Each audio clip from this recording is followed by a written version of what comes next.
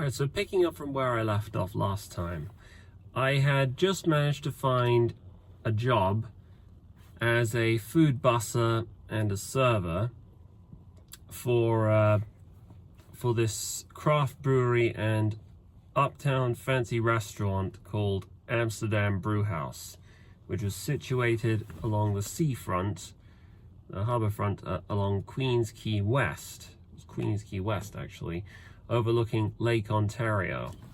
So it was a very nice, lovely area. There were lots of boats parked outside by a marina. There was a nice little walkway where you could walk alongside the harbour front, and it was always very busy.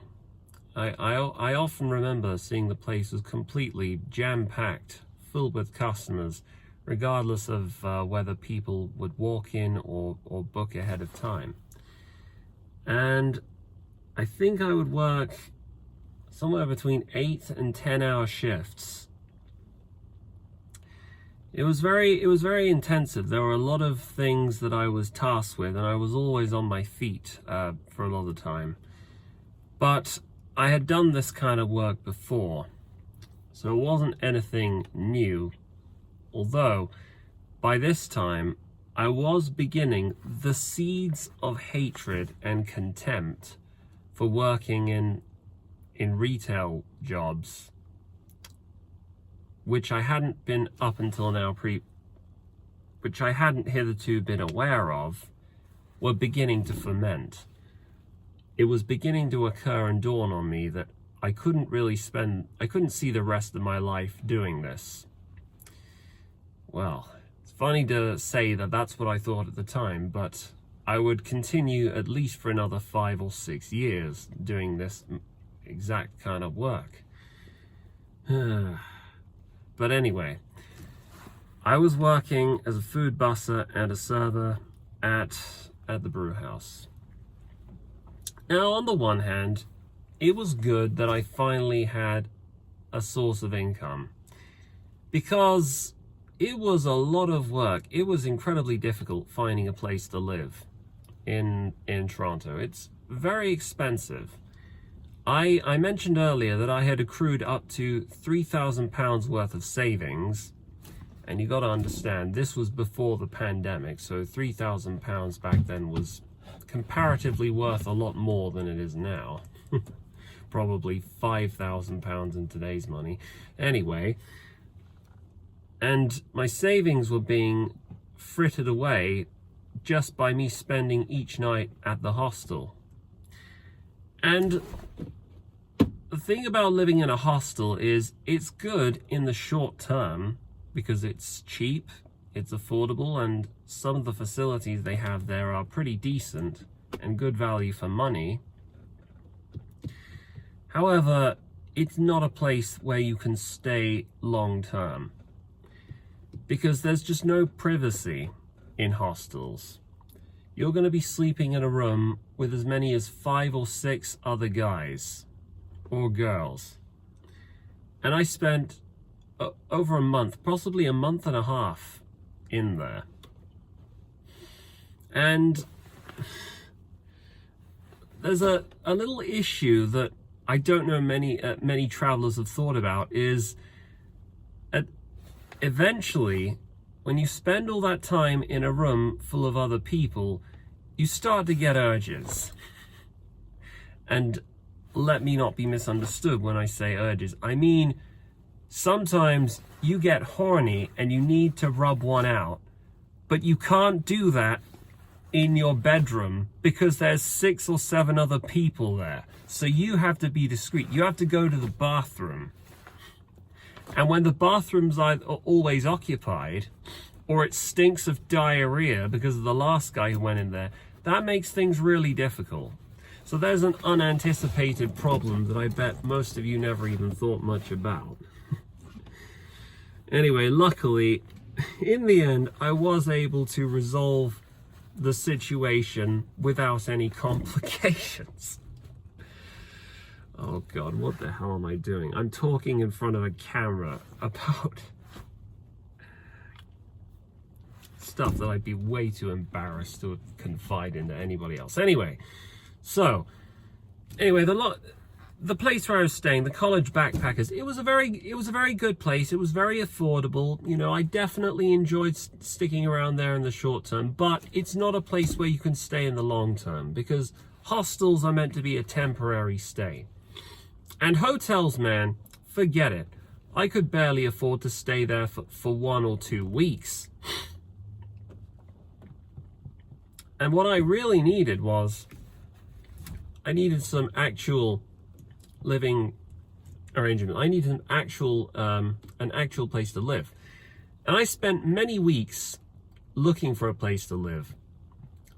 And by this time, I was very active on the Facebook forums. There was a specific Facebook group that I remember joining, where new arrivals, tourists, people in and around the city were looking for places to stay, and we would communicate with people who had homes up for let, or rooms to sublet, and apartment blocks that they could sublet and stuff like that. And I found this element of my adventure equally as challenging as finding a place to work. Because there were a lot of false starts. There were a lot of times where I would come round and explore a property, thinking that I'd finally nailed it, only for the deal to be cancelled at the last second. There was one occasion I remember.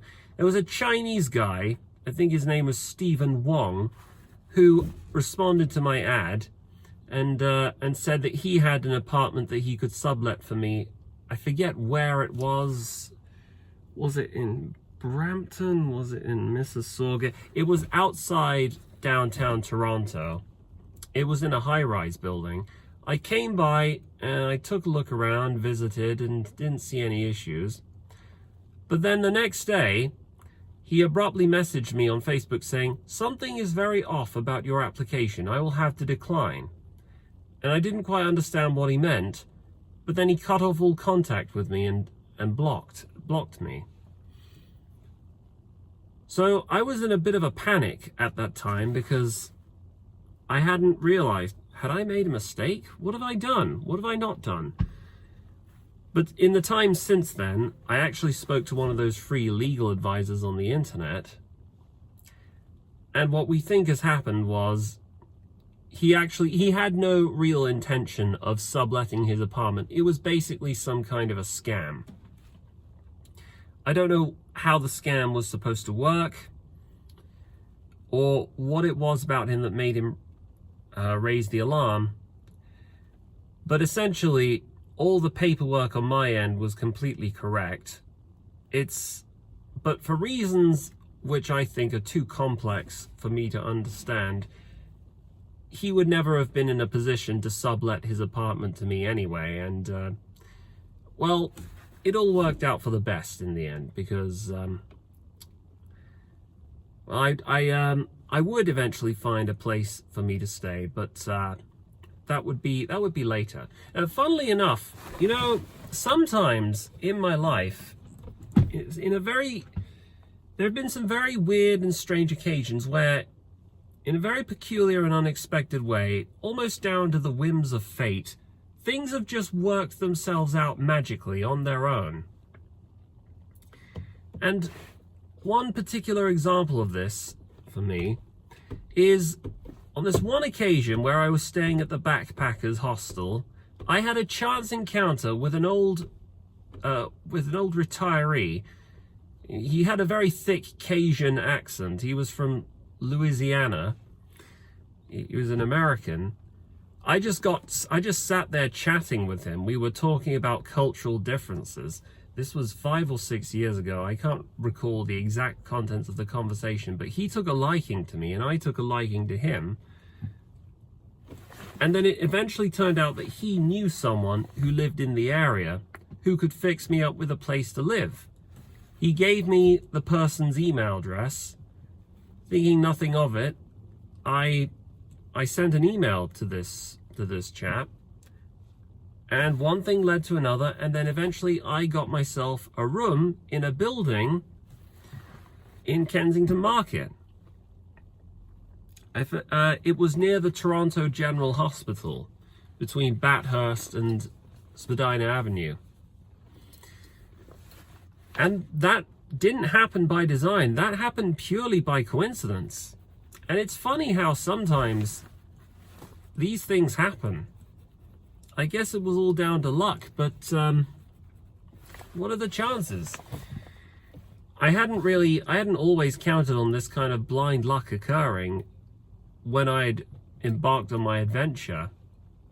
But sometimes optimism, sometimes hope can get you through the thick and thin occasion. Anyway,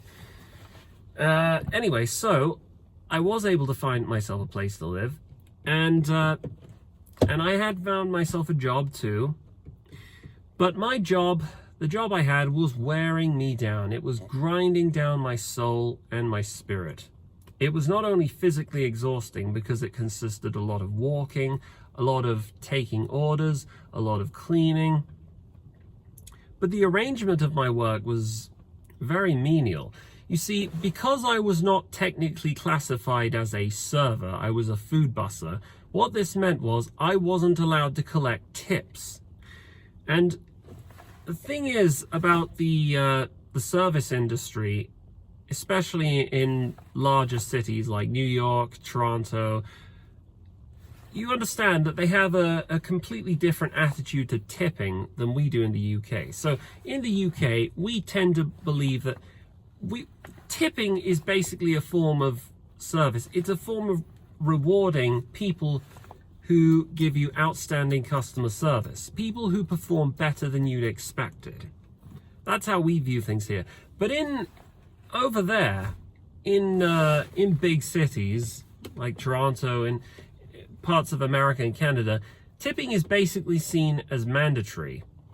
Like, it's expected of you, because most service members of staff barely get paid a decent wage. I think it's a very perverse system, and I'm not too fond of it, because on the one hand, it puts unnecessary pressure on customers to fork out more money than they technically legally have to, lest they end up being shamed and ostracized and told they can never come back. And on the other hand, it embitters, it turns the service staff into angry and embittered, and it makes them entitled too. Because I've seen how these service staff members, a lot of them I've seen appear on Reddit forums and on Twitter. And I feel like this tipping culture it's fostered a sense of entitlement and bitterness in them, which makes them unpleasant and unattractive. And it's given them a false sense of confidence and superiority in themselves.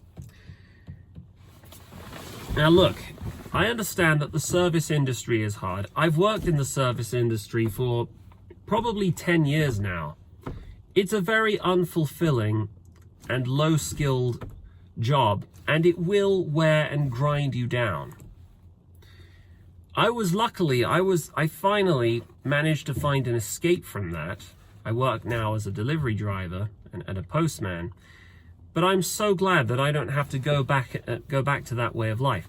However, so I understand where the anger and negativity comes from, but you can't externalize and project that level of anger and hostility towards the customers, because it is not their fault at the end of the day that you are receiving a minimum wage, or even lower than minimum wage in some cases. It isn't fair to outsource the responsibility of providing you with a fair wage onto them. That shouldn't be their responsibility. That should be the responsibility of the managers. It should be the company's responsibilities. But the company has sort of pitted the customers and the service staff against each other. And I feel that this has a lot to do with why there's a burgeoning anti-work movement as well, because the way the system is organized, it's designed to make us hateful, invidious towards one another, and hyper-competitive, to grab as much money as possible and pinch pennies from one another and point the finger. And it's not healthy. It's not healthy for the service staff. It's not healthy for the customer. It's not good for anyone. But anyway, even in my situation, I wasn't able to collect anything. I mean, if a customer, out of the kindness of his own heart, wanted to voluntarily give him cash, then I was allowed to take it. But more often than not, that would never happen, because it would be the job of the actual service staff, the actual servers, who more often than not were just attractive young women in their early 20s. I'm sure that's definitely not a coincidence.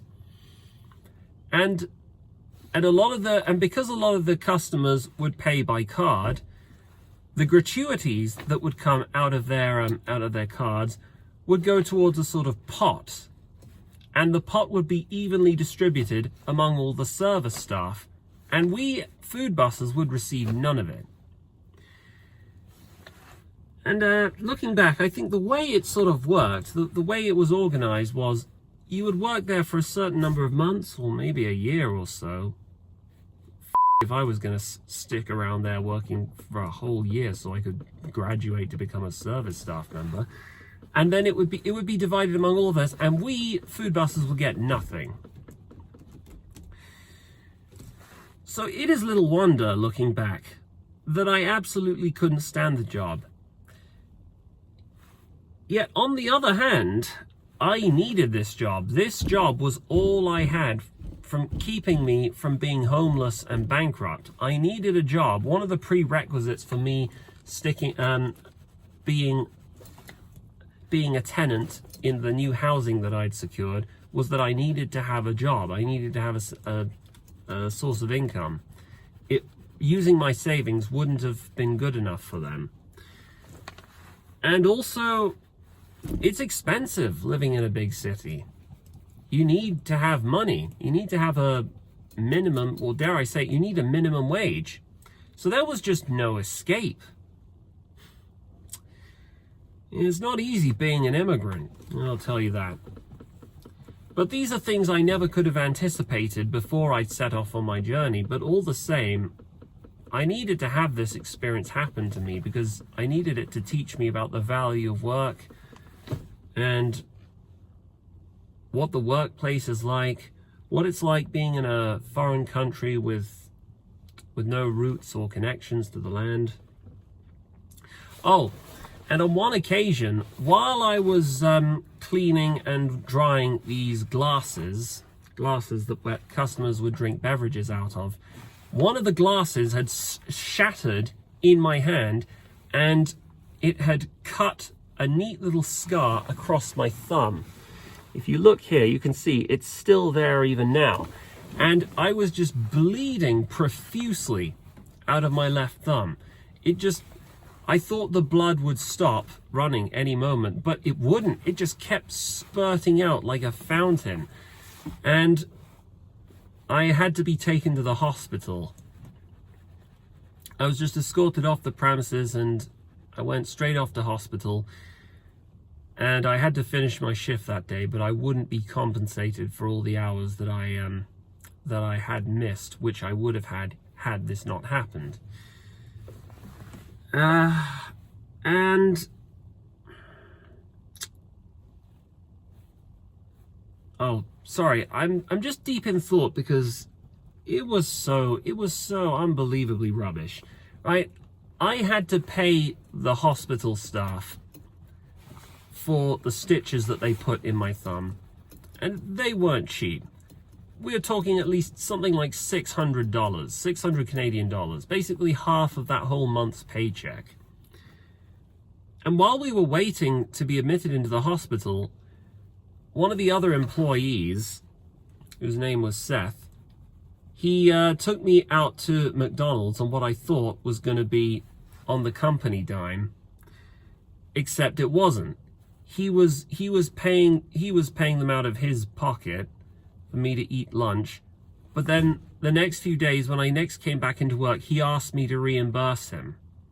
It's like, if I had known from the beginning that you weren't going to pay me for the meal that I was going to have before visiting the hospital, I never would have asked you to come along.